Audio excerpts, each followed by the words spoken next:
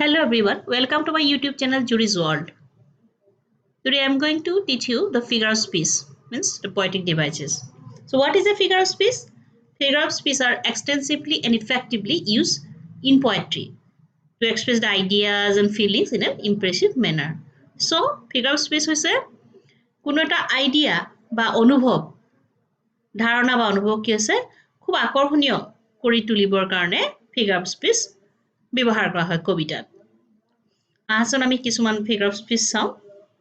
simile বা poetic devices simile মানে কি হৈছে simile হৈছে a figure of speech which is used to compare two different things having a common quality is known as simile so simile হৈছে এটা figure of speech যেটো নেকি দুটা different বেলেগ বেলেগ বস্তুৰ মাজত যত নেকি এটা কমন কোৱালিটি আছে তেওঁলোক দুটাৰ মাজত তাক কম্পেয়াৰ কৰিবৰ কাৰণে ব্যৱহাৰ কৰা হয় for example the soul is like a star dwelt apart. Like a simile is introduced by the words such as like, as, so. অর্থাৎ simile বিলাকত কি আছে আমি like বা as বা so এনেকে ধৰণে আমি কম্পেয়াৰ কৰো দুটা ডিফাৰেন্ট থিংছৰ মাজত যাৰ নেকি কমন কোৱালিটি আছে এই বাক্যটোত the soul is like a star like ব্যৱহাৰ হৈছে ঠিক আছে ঠিক তেনেকে দুই নম্বৰটো metaphor হৈছে a metaphor is an implied simile in which two things are treated as one metaphor to hoise jot niki eta simile biha jitu niki two things are treated as one duta bostu ki hoise eta hisabe ব্যবহার হয় যেনেকে the camel is the sheep of the desert অর্থাৎ কি আছে camel অর্থাৎ উট বিলাক কি হৈছে ডেজার্টত জাহাজৰ নিচিনাকে ব্যৱহাৰ হয় বা কেমেলক বা উটক কি হয় মৰুভূমিত জাহাজ বুলি কোৱা হয় ঠিক তেনেকে লাইফ ইজ এ ড্রিম জীবনটো এটা সপোন personification a figure of speech which is used to believe that inanimate lifeless objects and abstract ideas are living beings is known as personification অর্থাৎ personification কি হৈছে inanimate মানে অজীৱ বা যাৰ জীৱ নাইকিয়া বস্তুবিলাক লাইফলেস অবজেক্টবিলাক বা abstract ধাৰণাবিলাকক কি হয় লিভিং বিং হিচাপে কল্পনা কৰা হয় আৰু তাকে কি কয় personification বুলি কোৱা হয় the sun sets his beams on rich and poor alike সূৰ্যৰ কি আছে তাৰ পোহৰবিলাক দুখীয়া আৰু ধনী সকলোকে ওপৰত সমানে পৰে I am the poem of earth said the voice of rain so said the voice of rain rainor voice আছে বুলি কৈছে so rainok এটা rain da inanimate বস্তু হয় না কিন্তু তাক এটা লাইফ থকা বস্তু হিচাপে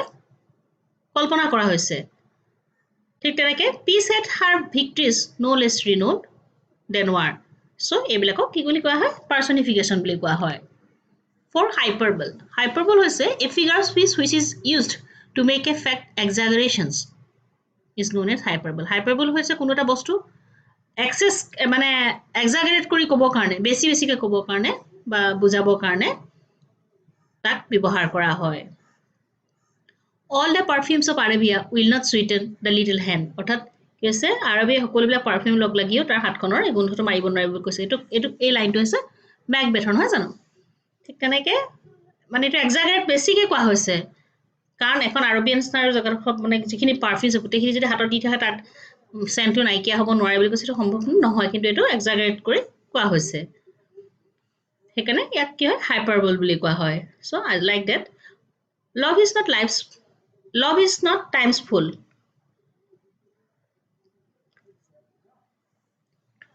5 oxymoron হৈছে a figure of speech which is used to express two contradictory qualities of the same thing is known as oxymoron অৰ্থাৎ কি আছে দুটা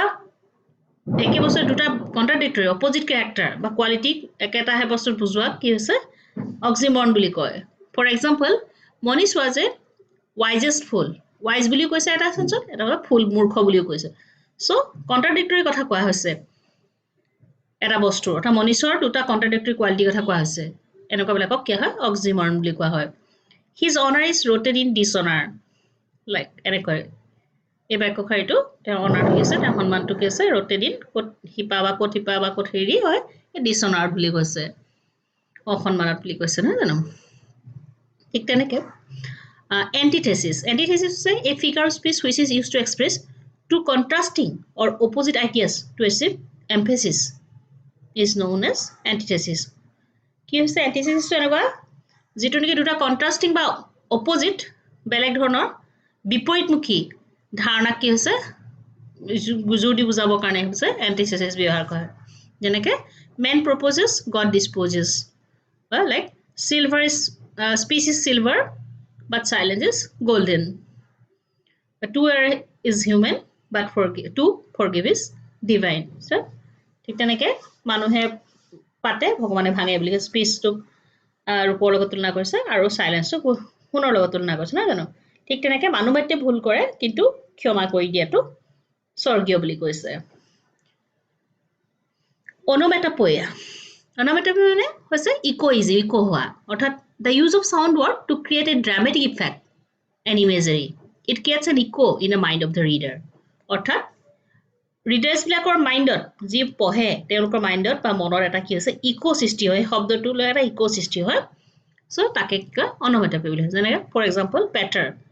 সাউণ্ড অফ ৰেইন পেটাৰ বা টিংকল এই শব্দবিলাক যেতিয়া বৰষুণৰ টোপাল পৰিছে টুপ টুপকৈ পৰিছে বুলি ক'লে আমি টুপ টুপ বুলি মনত কল্পনা কৰি ল'ব পাৰোঁ ঠিক তেনেকৈ কল্পনা কৰি ল'ব পৰা মনৰ মাজত এটা শব্দটো শুনাৰ পিছত কল্পনা কৰিব ল'ব পৰা ইকোটো মানে মনৰ মাজত এটা সৃষ্টি হয় ইমেজৰি এটা ড্ৰামাটিক ইফেক্ট এটা মানুহৰ মনৰ মাজত সৃষ্টি হয় তাকে onomatopoeia বুলি কয় irony হৈছে a figure of speech which is used to express the opposite meaning which is different from the real meaning so irony হৈছে এটা opposite meaning ক'ব কাৰণে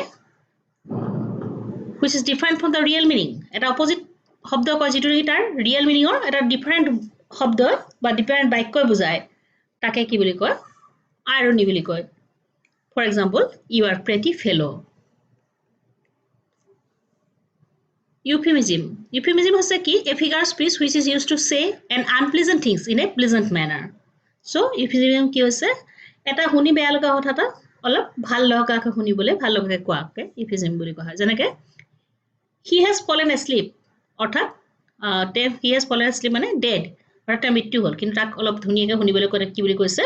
he has fallen asleep she is telling me a fairy tale তাই মোক এটা fairy tale সাধু কথা মানে কৈছে ধৰা so story fairy tale মানে সাধু বুজাইছে so story বুজাইছে so এটো খালি direct she is telling me a story বুলি ক'ব পাৰিলেহেঁতেন বা he had died বুলি ক'ব পাৰিলেহেঁতেন হয় নাই বা he is dead বুলি ক'ব পাৰিলেহেঁতেন তেনেকৈ নকয় কি আছে she is telling me a fairy tale বা he has fallen asleep বুলি কৈছে নহয় জানো এইবিলাকক euphemism বুলি কোৱা হয় epigram হৈছে a figure of speech which is used to express a brief pointed saying with antithetical ideas epigram হৈছে এটা স্পীচ যেটো নেকি ব্রিফ পয়েন্টিং কৰি কোৱা হয় এটা antithetical idea the child is the father of the man ঠিক তেনেকৈ fools rush in where angels fear to tread 11 transfer defeated হৈছে a figure of speech which is used to transfer the quality to the thing is known as transfer defeated অৰ্থাৎ এই কোৱালিটিটো এটা বস্তুলৈ transfer কৰি দিয়ে তাকে ট্ৰান্সফাৰ defeated বুলি কয় যেনেকৈ he passed a sleepless night I saw her with a sad book so এইবিলাক তোমালোকৰ figure of speechৰ কিছুমান examples তোমালোকৰ কবিতাত এইবিলাকৰ